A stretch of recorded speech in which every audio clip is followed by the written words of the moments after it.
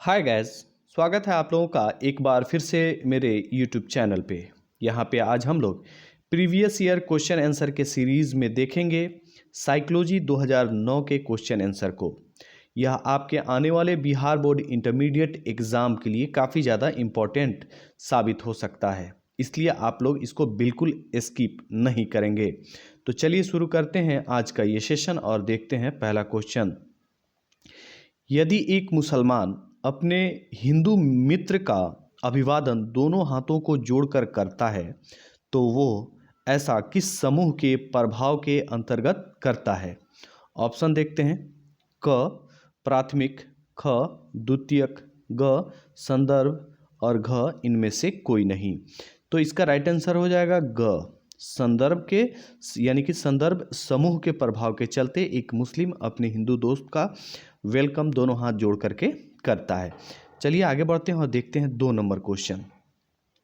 शोर, यहाँ शेर लिखा है लेकिन आप लोग शोर पढ़िएगा। शोर या ध्वनि को नापने के लिए किस इकाई का प्रयोग किया जाता है, यानी ध्वनि का मात्रक क्या है? ऑप्शन देखते हैं। क बेल, ख माइक्रोबेल, स डेसीबेल और घ डीपी। तो इसका राइट आंसर हो जाएगा ग। डेसीबेल जो है वो शोर या ध्वनि को मापने के लिए यूज़ किया जाता है। चलिए आगे बढ़ते हैं और देखते हैं 3 नंबर क्वेश्चन। शुद्ध वायु कहलाती है, शुद्ध वायु का मिश्रण क्या होता है वो हम लोग देखते हैं। क 78.98% नाइट्रोजन और 20.94% ऑक्सीजन तथा 0.03% कार्बन डाइऑक्साइड। ख 20.94% नाइट्रोजन, वहीं 78.98% ऑक्सीजन तथा 0.03% कार्बन डाइऑक्साइड। ग कह रहा है 60.3% नाइट्रोजन और 39.20% ऑक्सीजन तथा 0.03% कार्बन डाइऑक्साइड और घ इनमें से कोई नहीं। तो इसका राइट आंसर हो जाएगा क 78.98% नाइट्रोजन, 20.94% ऑक्सीजन तथा 0.03% कार्बन डाइऑक्साइड शुद्ध वायु को कहा जाता है। चलिए आगे बढ़ते हैं और देखते हैं 4 नंबर क्वेश्चन। भारतीय परिप्रेक्ष्य में निर्धनता किसे कहेंगे?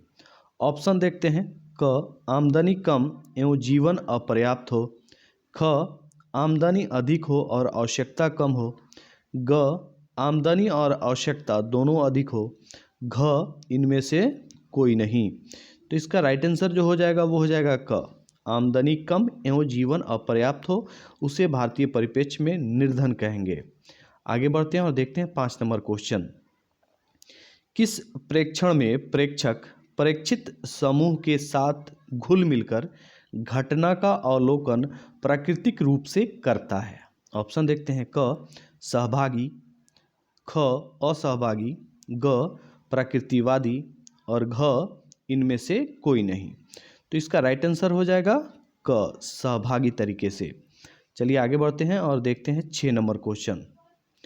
किसी सामान्य प्रक्रिया को असमान रूप से बार बार दोहराने की व्याधि को क्या कहते हैं? ऑप्शन देखते हैं। क दुर्भीति, ख आतंक, ग सामान्यकृत दुश्चिंता और घ मनोग्रस्ती बाध्यता। तो इसका राइट आंसर हो जाएगा मनोग्रस्ती बाध्यता, यानी ऑप्शन घ सही होगा।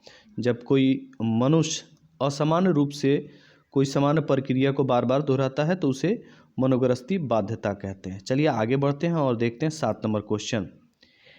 एनोरेक्सिया नर्वोसा की विशिष्टता होती है? ऑप्शन देखते हैं।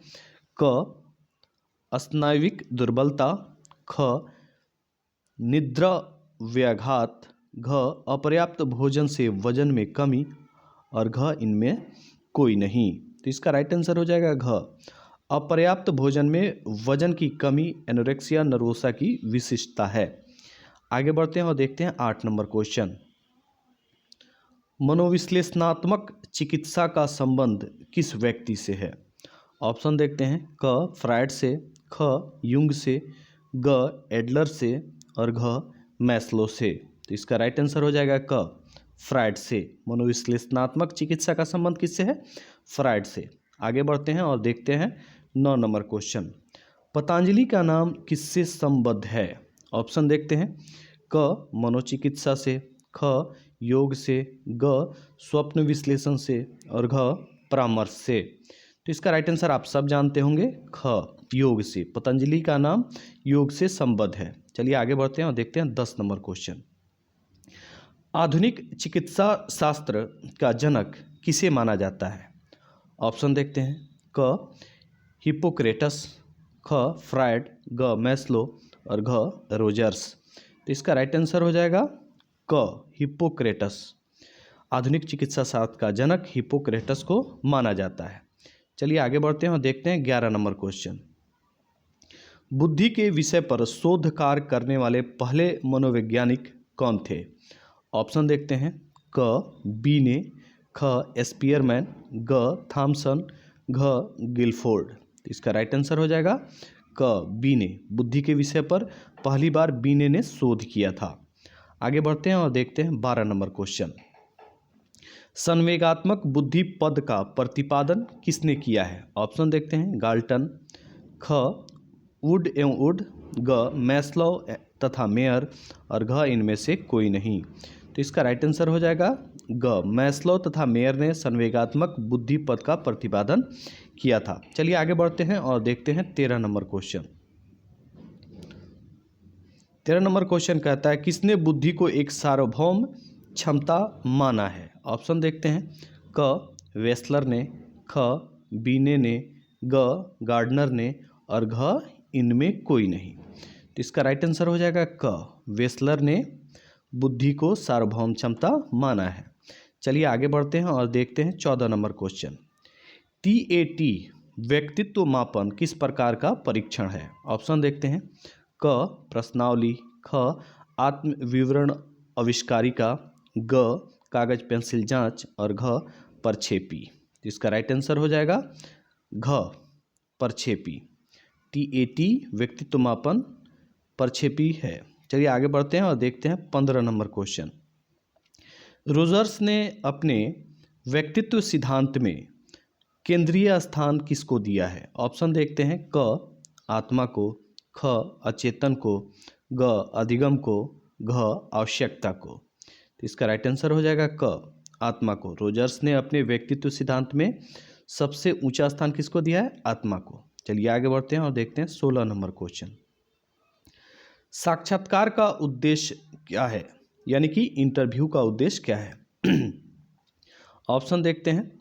क, आमने सामने के संपर्क से सूचना प्राप्त करना, ख, परिकल्पनाओं से सूचना प्राप्त करना, ग, अवलोकन के लिए अवसर पाना और घ, इनमें सभी। तो इसका राइट आंसर हो जाएगा क, आमने सामने के संपर्क से सूचना प्राप्त करना। आगे बढ़ते हैं और देखते हैं 17 नंबर क्वेश्चन। सहभागी प्रेक्षण का मुख्य गुण क्या होता है? ऑप्शन देखते हैं। क, स्वाभाविकता, ख, लचीलापन, ग, परिशुद्धता और घ, वस्तुनिष्ठता। तो इसका राइट आंसर क्या हो जाएगा? क, स्वाभाविकता। सहभागी प्रेक्षण का मुख्य गुण होता है स्वाभाविकता। आगे बढ़ते हैं और देखते हैं 18 नंबर क्वेश्चन। निम्नलिखित में से कौन आनंद सिद्धांत से निर्देशित होता है? ऑप्शन देखते हैं। क, अहम, ख, इदम और ग, पराहम और घ, इनमें से कोई नहीं। तो इसका राइट आंसर हो जाएगा ख, इदम जो है वो आनंद सिद्धांत से निर्देशित होता है। आगे बढ़ते हैं और पढ़ते हैं 19 नंबर क्वेश्चन। मनोवृत्ति का निर्माण निम्नांकित में से किस कारक द्वारा प्रभावित नहीं होता है? ऑप्शन देखते हैं। क, सामाजिक सीखना, ख, विश्वसनीय सूचना, ग, आवश्यकता पूर्ति और घ, श्रोता की विशेषताएं। तो इसका राइट आंसर हो जाएगा ग, आवश्यकता पूर्ति के चलते मनोवृत्ति का निर्माण प्रभावित नहीं होता है। चलिए आगे बढ़ते हैं और देखते हैं 20 नंबर क्वेश्चन। परिवार एक समूह का उदाहरण है। किस प्रकार के समूह का उदाहरण है? देखते हैं। क, प्राथमिक, ख, द्वितीयक, ग, संदर्भ और घ इनमें से कोई नहीं। तो इसका राइट आंसर हो जाएगा क, प्राथमिक। परिवार एक प्राथमिक समूह का उदाहरण है। चलिए आगे बढ़ते हैं और देखते हैं 21 नंबर क्वेश्चन। पूर्वाग्रह में घटकों की संख्या कितनी होती है? ऑप्शन देखते हैं, क 2, ख 3, ग 4 और घ 5। तो इसका राइट आंसर हो जाएगा ख 3। पूर्वाग्रह में घटकों की संख्या 3 होती है। आगे बढ़ते हैं और देखते हैं 22 नंबर क्वेश्चन। मनोवृत्ति परिवर्तन के 2 स्तरीय संप्रत्यय का प्रतिपादन किसने किया है? ऑप्शन देखते हैं, क मोहम्मद सुलेमान, ख ए.के. सिंह, ग एस.एम. मोहसिन और घ जे.पी. दास। तो इसका राइट आंसर हो जाएगा ग, एस.एम. मोहसिन ने मनोवृत्ति परिवर्तन के 2 स्तरीय संप्रत्यय का प्रतिपादन किया है। चलिए आगे बढ़ते हैं और देखते हैं 23 नंबर क्वेश्चन। 23 नंबर क्वेश्चन कहता है, एक सामाजिक समूह की संरचना के लिए कम से कम कितने सदस्यों की आवश्यकता होती है? ऑप्शन देखते हैं, क 5, ख 4, ग 3, घ 2। तो इसका राइट आंसर हो जाएगा घ 2। सामाजिक समूह की संरचना के लिए कम से कम 2 सदस्य होने आवश्यक होते हैं। आगे बढ़ते हैं और देखते हैं 24 नंबर क्वेश्चन। निम्नलिखित में से कौन युंग के व्यक्तित्व प्रकार में के अंतर्गत नहीं समझा जाता है? ऑप्शन देखते हैं, क बहिर्मुखी, ख एंडोफॉर्मी, ग अंतर्मुखी और घ उभयमुखी। तो इसका राइट आंसर हो जाएगा ख एंडोफॉर्मी। चलिए आगे बढ़ते हैं और देखते हैं 25 नंबर क्वेश्चन। विचारों, प्रेरणाओं, आवश्यकताओं एवं उद्देश्यों के परस्पर विरोध के फलस्वरूप पैदा हुई विक्षोभ या तनाव की स्थिति क्या कहलाती है? ऑप्शन देखते हैं, क द्वंद्व, ख तर्क, ग कुंठा और घ दमन। तो इसका राइट आंसर हो जाएगा क द्वंद्व। आगे बढ़ते हैं और देखते हैं 26 नंबर क्वेश्चन। 26 नंबर क्वेश्चन कहता है, अंग्रेजी के शब्द स्ट्रेस की उत्पत्ति किस भाषा से हुई है? ऑप्शन देखते हैं, क जर्मन भाषा से, ख हिंदी भाषा से, ग ग्रीक भाषा से और घ लैटिन भाषा से। तो इसका राइट आंसर जो होगा वो हो जाएगा घ, लैटिन भाषा से स्ट्रेस की उत्पत्ति हुई है। चलिए आगे बढ़ते हैं और देखते हैं 27 नंबर क्वेश्चन। प्रसिद्ध मनोवैज्ञानिक हंस सेली किस क्षेत्र से संबंधित हैं? ऑप्शन देखते हैं, क अभिप्रेरकों के संघर्ष के क्षेत्र से, ख तनाव के अध्ययन के क्षेत्र से, ग समाजीकरण के अध्ययन के क्षेत्र से और घ इनमें से किसी भी क्षेत्र से नहीं। तो इसका राइट आंसर हो जाएगा ख तनाव के अध्ययन के क्षेत्र से हंस सेली संबंधित हैं। चलिए आगे बढ़ते हैं और देखते हैं आज का अंतिम और 28 नंबर क्वेश्चन। निम्नांकित में से कौन सा मनोवैज्ञानिक विकारों का वर्गीकरण की नवीनतम पद्धति है? ऑप्शन देखते हैं, क DSM-3R, ख DSM-4, ग ICD-9 और घ WHO। तो इसका जो राइट आंसर हो जाएगा वो हो जाएगा ख DSM-4 नवीनतम पद्धति है मनोवैज्ञानिक विकारों के वर्गीकरण का। तो आज के लिए इतना ही, क्योंकि इसमें 28 क्वेश्चन है। हम लोग मिलते हैं नेक्स्ट वीडियो में, तब तक के लिए थैंक यू।